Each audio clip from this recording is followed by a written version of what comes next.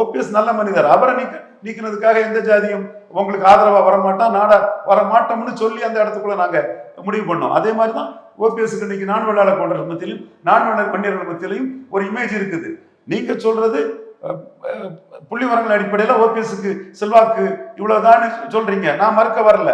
அவர் ஒரு தொகுதியில தான் நின்னாரு, ஒரு விழுக்காடு கிட்ட தான் வாக்கெடுத்தாரு. ஆனா 13 விழுக்காடு நீங்க இறங்கிருக்கீங்கன்னா ஓபிஎஸ் நீக்கப்பட்டதும் இது எல்லா ஜாதிக்குமான கட்சிங்கிறது கொங்கு மண்டலத்துல போயிட்டு ஒண்ணு தேவர் ஒண்ணு வெள்ளாளர் கொண்டிருக்கும் 50-50 இருந்து வேலுமணிட்டு கேளுங்க சார், அவருக்கு புரியும். செந்தில் பாலாஜி கேளுங்க சார், அவங்களுக்கு அந்த அரசியல் களத்துல இருக்கவங்களுக்கு புரியும் சார்.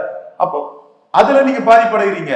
நீங்க சிவி சண்முகம், கேபி முனிசாமி இவங்களோட திட்டத்துல ஓபிஎஸ் நீக்கிட்டீங்கன்னா செங்குந்தருக்கும் பறையர்களும் மத்தியிலையும் ஐயோ ஓபிஎஸ் நல்ல மனுஷன் ஜெயலலிதா விசுவாசி போயிட்டேன்னா அவங்க வருத்தப்படுறாங்க. ஸோ இதுதான் எடப்பாடிக்கு இமேஜ் அடிச்சிருக்கிறது. இந்த பாதிப்பு தான் 15 விழுக்காடு டிஃபரன்ஸ் ஸ்டாலின் வருவாருன்னு நான் சொல்றேன்.